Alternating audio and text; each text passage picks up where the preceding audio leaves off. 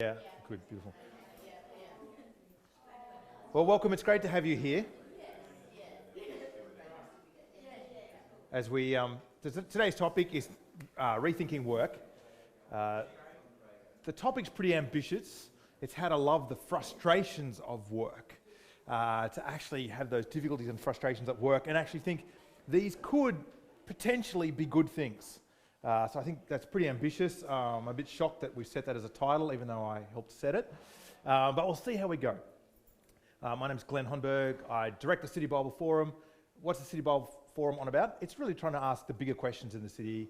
We meet with professionals all over the CBD and all over the nation, running events like this, during work, after work, in boardrooms, in pubs, in conference rooms, trying to explore big questions in life and work and our purpose.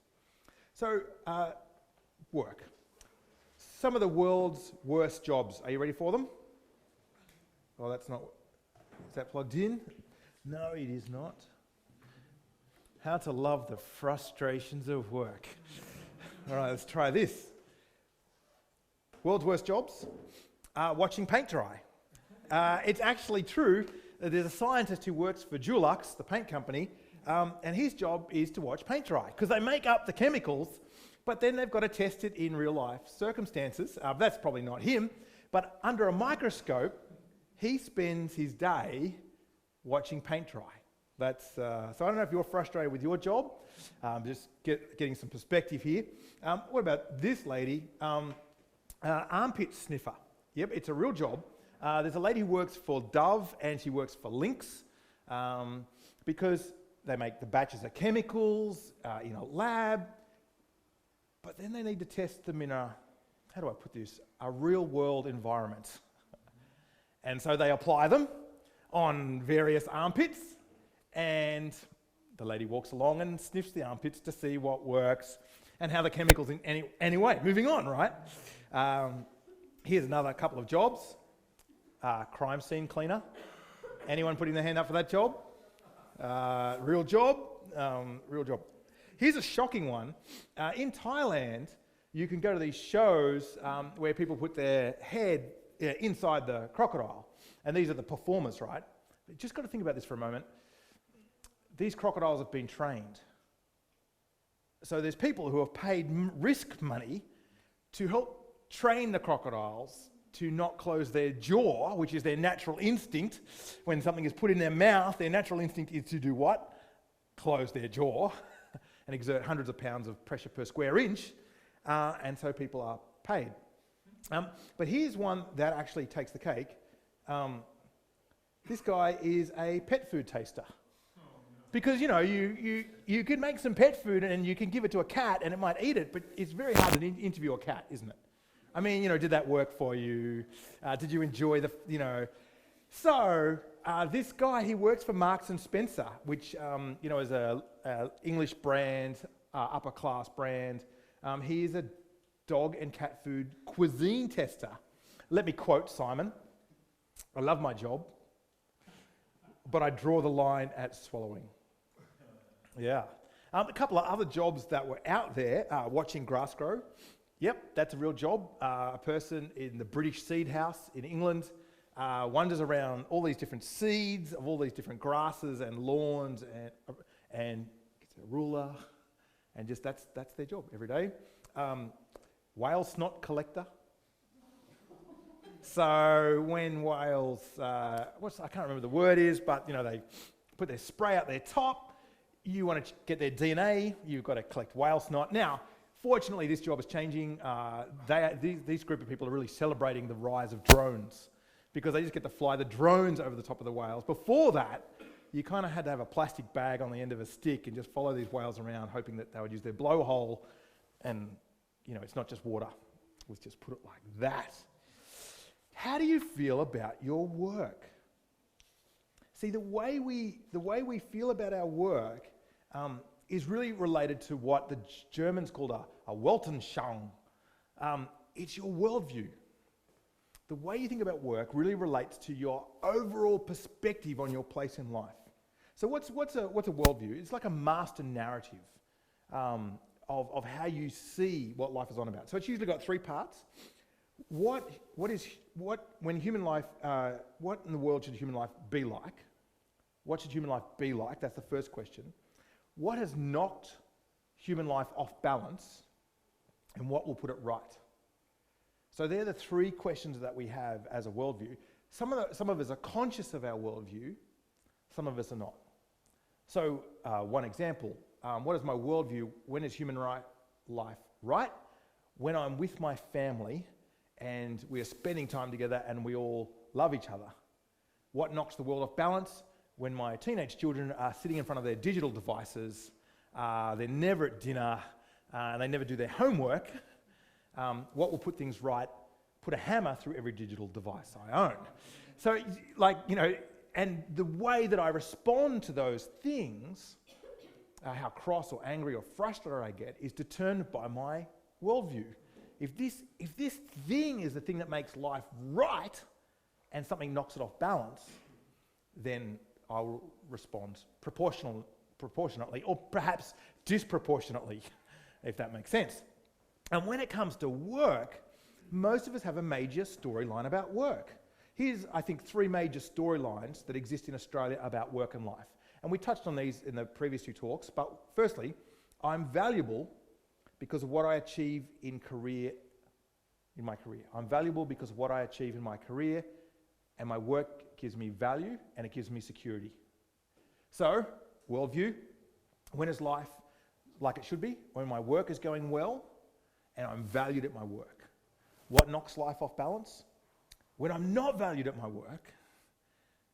How do I fix it? That's an interesting question, isn't it? Another one, my work is my identity. My work defines me. I am what I do. My place in life and society and culture is determined by what I do. And so, and we talked about this earlier in the week, I hope to be a doctor because doctors are valuable and important and contribute.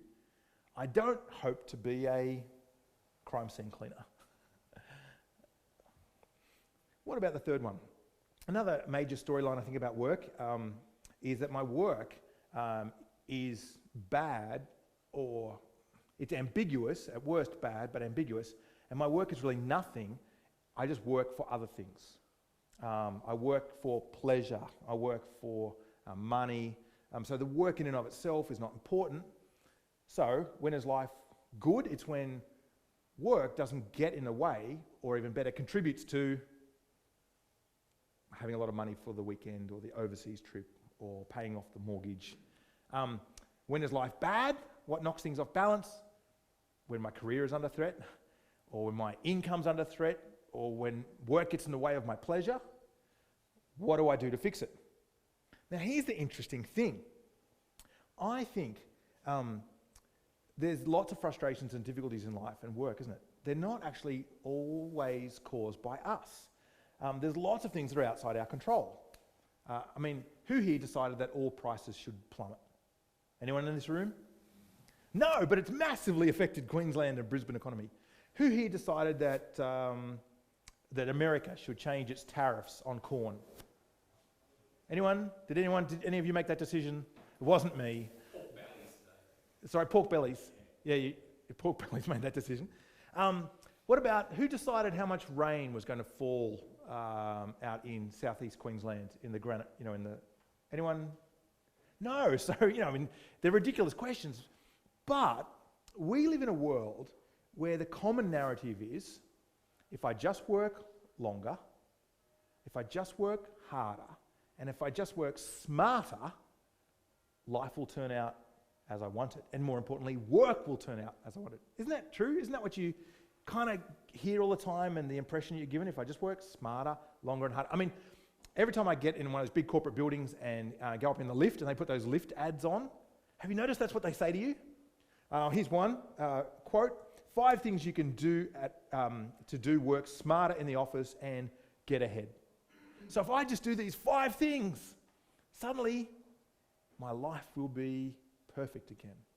Heaven help, my co-workers are also all trying to get ahead, but let's not worry about that, it's all about me. But have you noticed that? There's all sorts of things that are outside our control. But the message we get about work is if I just work smarter, harder or longer, it's in my control. I can change it. I can determine its outcomes, which is just not true. So what I want to do now is actually explore another plot line.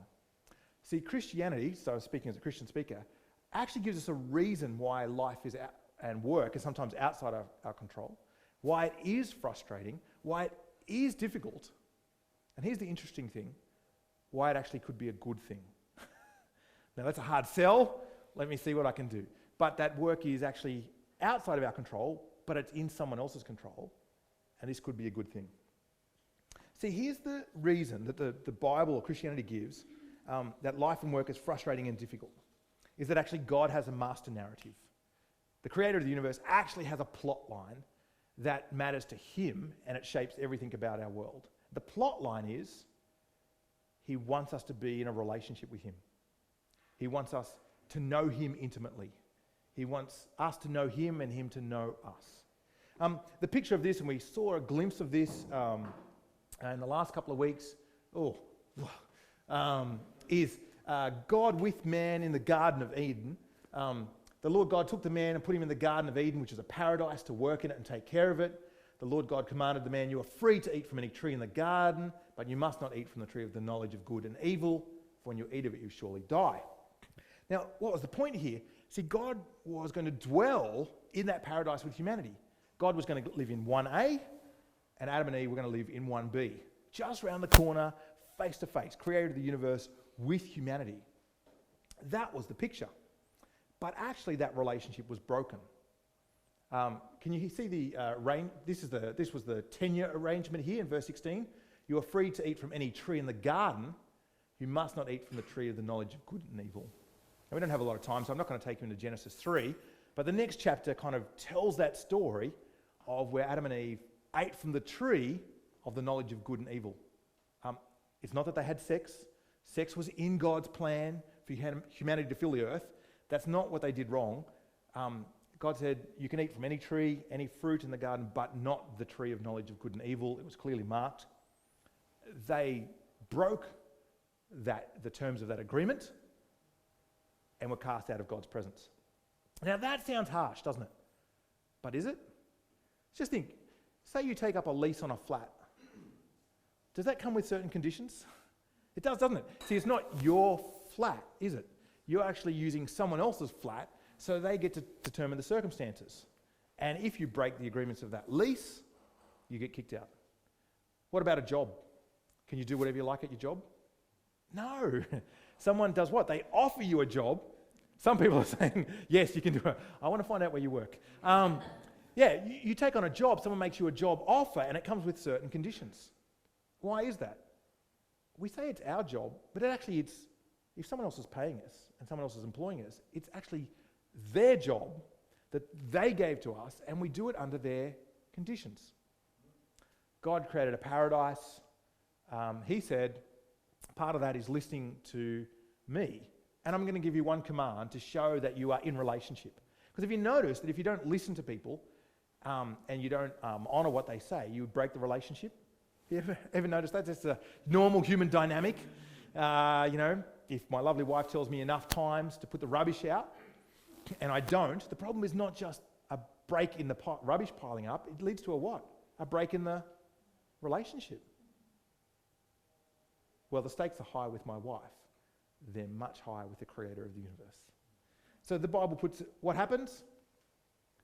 This is the end of chapter 3. So the Lord God banished Adam, but it's Adam and Eve, from the Garden of Eden to work the ground from which he'd been taken. And after that, he drove the man out. And man there is used as a kind of a summary for humanity. He drove the man and woman, humanity, and placed them on the east side of the Garden of Eden. Cherubim and a flaming sword flashed back and forth to guard the way to the tree of life. So what's going on? See, there's a broken relationship. So how does work fit into that?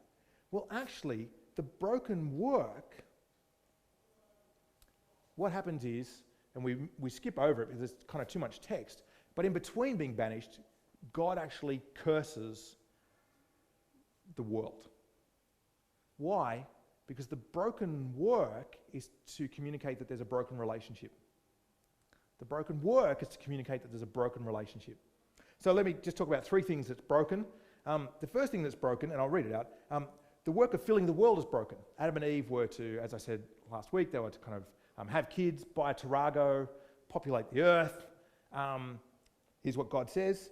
God says to the woman, I shall surely multiply your pain in childbearing. In pain you shall bring forth children. Your desire shall be for your husband, but he will rule over you.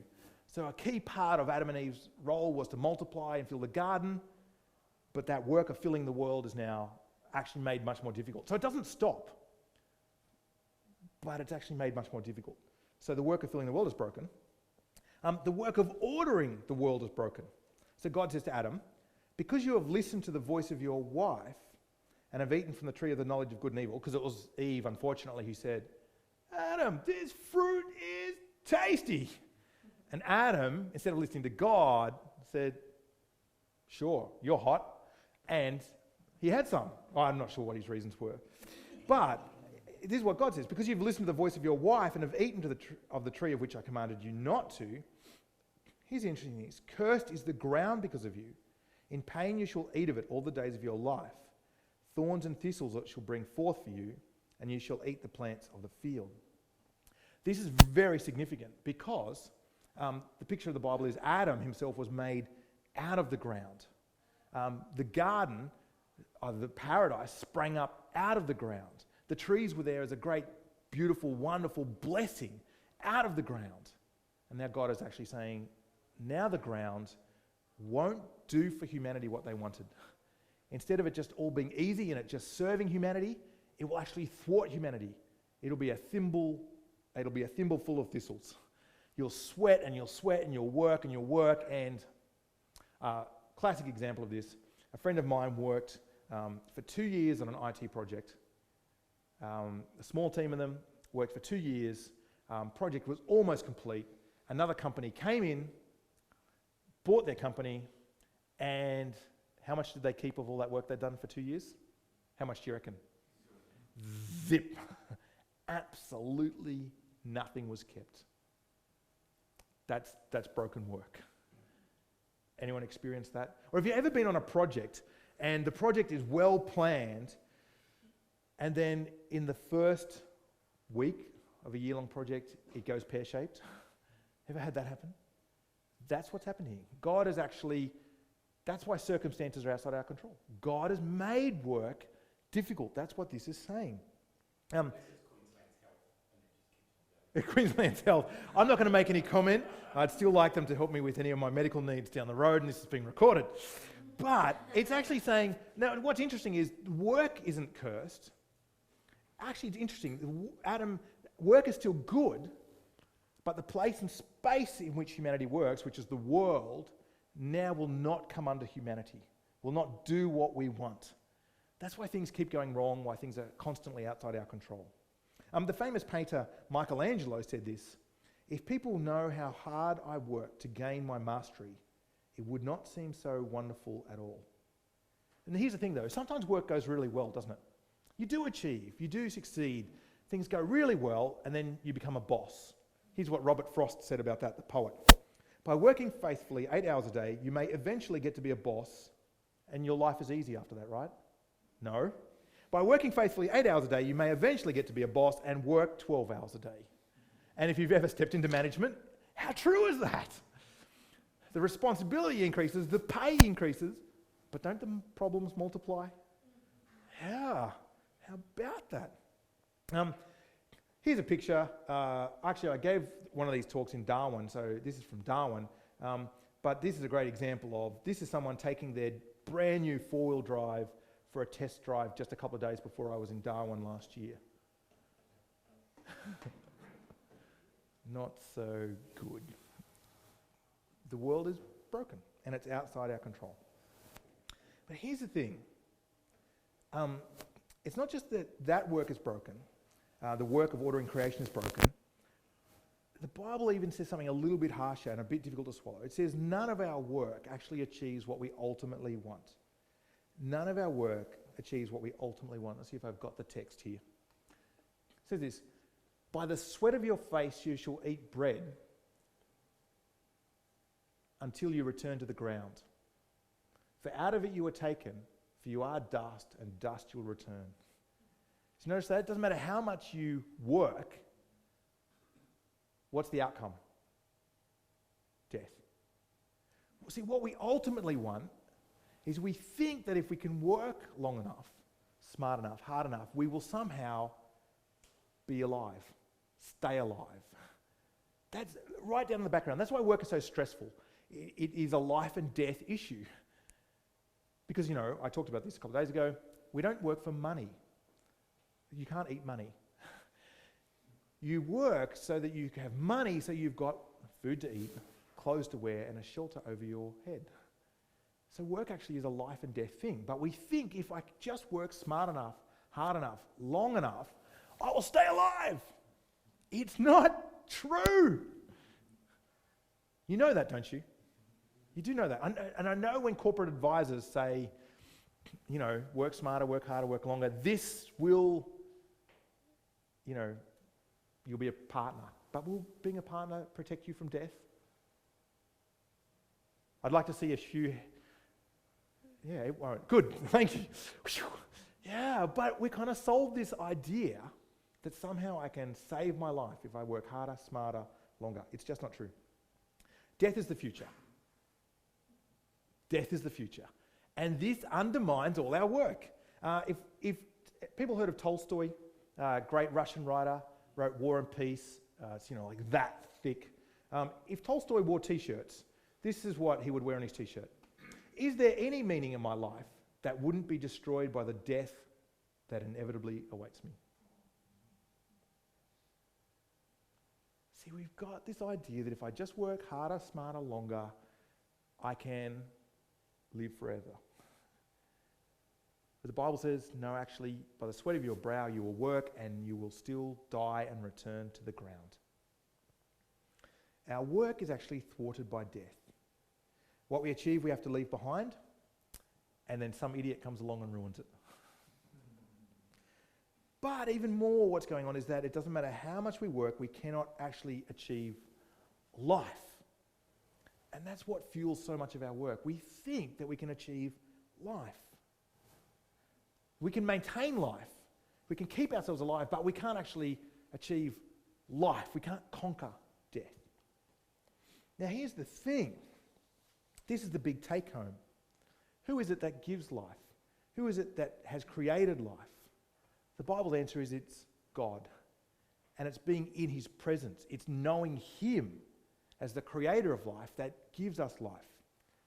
So what's going on here? The Bible's answer is that God has made work difficult so that we might look to him. God has made work difficult so that we might know we are outside of the Garden of Paradise, so that we are outside of his presence, so that we cannot achieve life on our own terms. It's a severe mercy. Think about it. I want to show how it's... Imagine that we couldn't achieve life on our own terms. I'm not sure what you think about Christianity, but let's imagine that we couldn't, but there were no indicators. And that suddenly, at some point, you're suddenly going to die and face eternity with having no indicators in life that this actually wasn't maybe the best path to go down. Then we'd be really cross with God, wouldn't we? If you suddenly met him and say, God, why didn't you say something? And God is saying, actually, I've been saying something to you since you started primary school. When your first painting didn't turn out how you wanted it to, God was saying, there is something wrong with the world.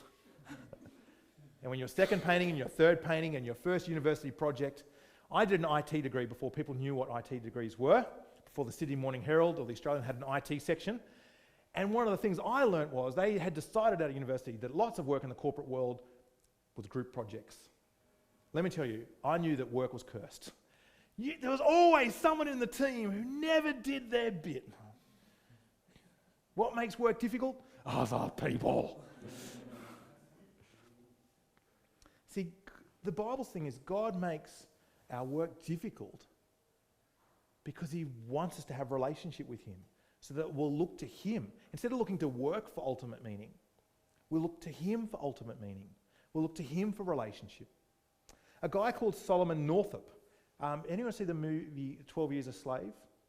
Fantastic movie. I so enjoyed the movie. I looked up his his autobiography, and this is what he wrote. And he talks about difficulty in life. And if you've seen the film, I thoroughly recommend, but not an easy watch. He experienced serious difficulty in life, didn't he? He said this: "At such times of difficulty, the heart of man turns instinctively towards his maker. In prosperity, and whenever there is nothing to injure or make him afraid, he remembers him not, and is ready to defy him. But place man in the midst of dangers, cut him off from human aid, let the grave open before him.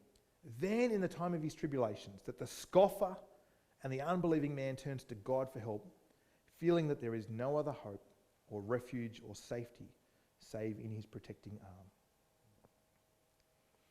See, God made work difficult and frustrating to remind us of our greatest problem, which is not bad middle managers, not falling all prices, but that we don't know our Creator.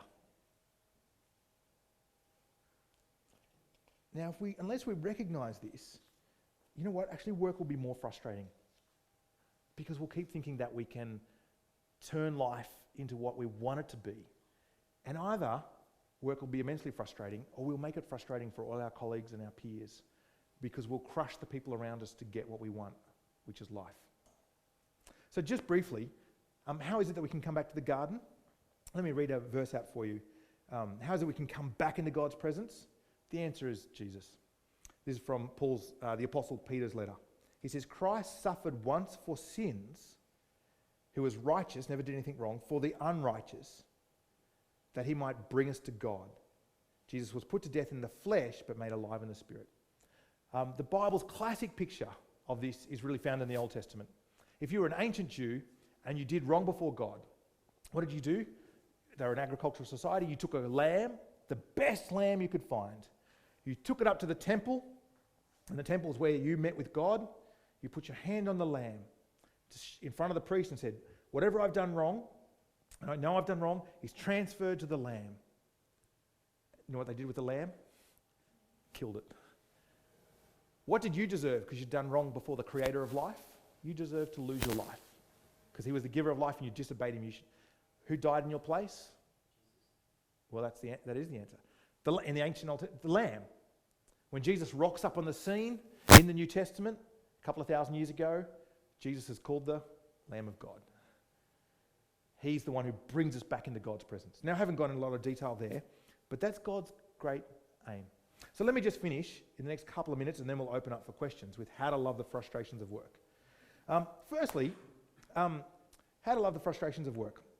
I think remembering that work is good, and we've talked about that, but if we make work ultimate, if we make work where we find our purpose and meaning, it will crush us.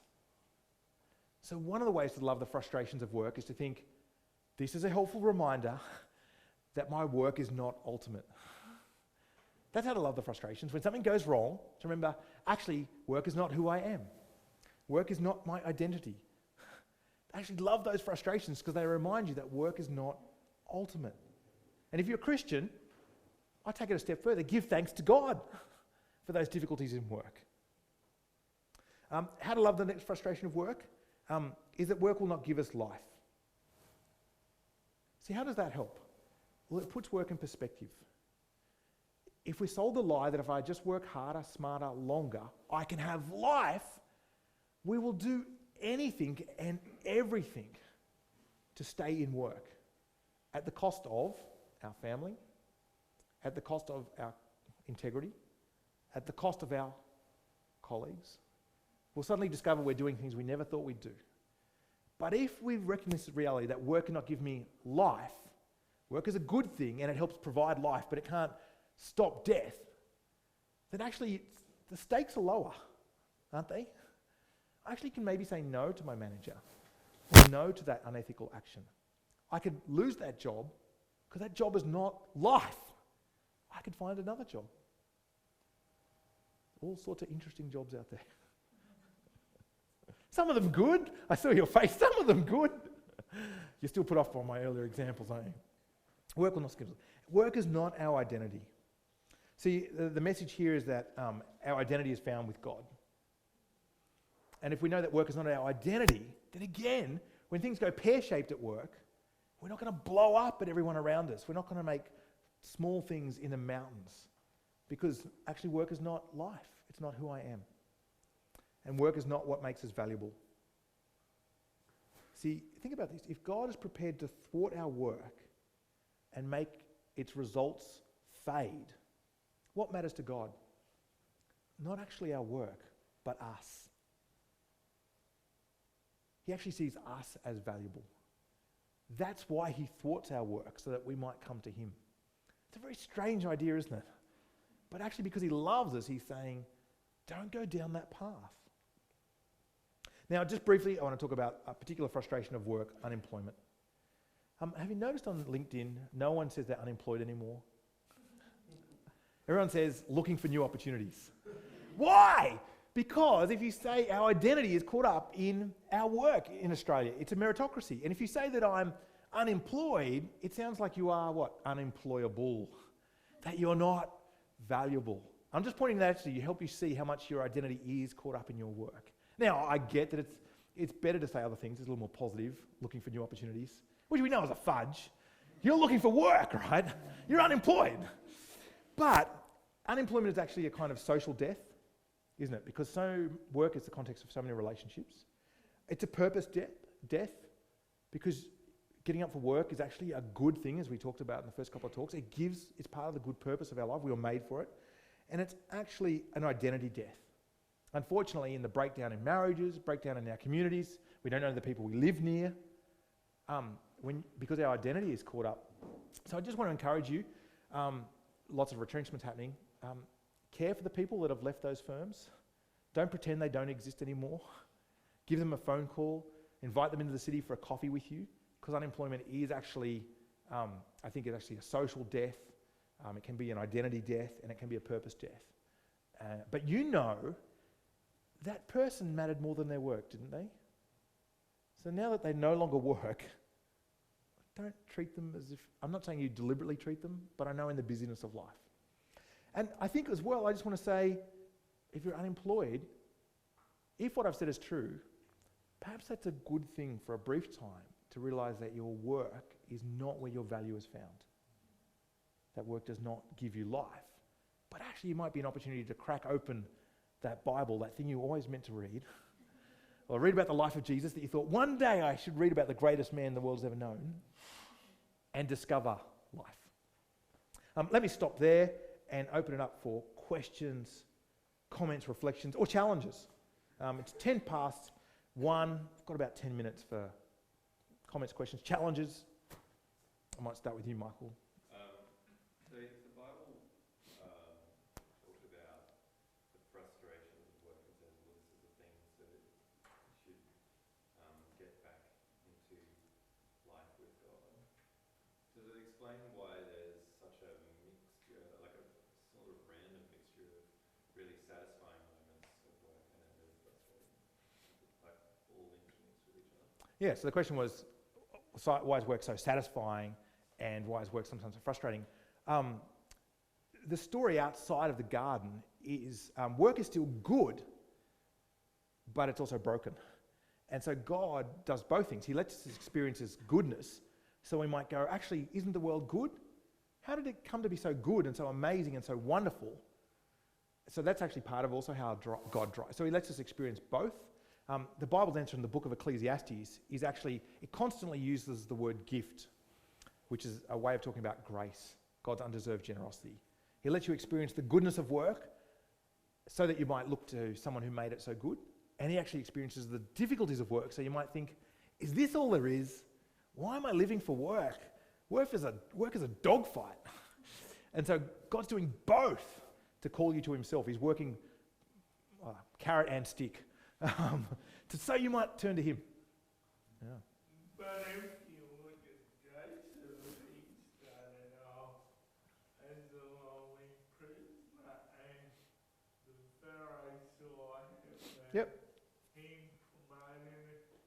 He was in Yeah. charge of the prison. Yeah, but what's interesting is the Bible gives us the narratives of a few people But there were many, many, many Israelites who just worked the field every day, ploughed an ox all the day of their lives. So we've got to be careful when we read the Old Testament that we don't take some of the stories in the Old Testament and say, this applies to every person. Actually, usually the stories are picked out because those people are particularly special, and then point us to someone else who was particularly special, rather than, this is what my life will be like. Actually, Joseph was in jail for 14 years before that. Just remember that. I had a question over here. Following Solomon's wisdom, Jesus solved the problem that Adam created. Yep. Why hasn't the frustration gone on for a Christian? Why aren't we back in the Garden of Eden? Yeah, it's a great question. If Jesus has come and it's all kind of wrapped up, the Bible's answer is that creation is still groaning because it's waiting for Jesus to come back into his place and consummate that rule. Well, why is God doing that? To give people time to go, what is it about life? And a chance to turn back to him. Because the Bible's answer is when Jesus comes back, it's all wrapped up. There's no more opportunities. So God is still letting... So the reason in the Bible, when you look at the life of Jesus, he made food out of nothing. Well, actually part of the story is because he's God, but actually because he's the true man. He was the true man for whom the earth was under his control the way it was always meant to be. So turning a couple of fish and a few loaves of bread into a lunch for thousands, easy, because that's the way it's actually a picture of Genesis. It's the way the world was supposed to be.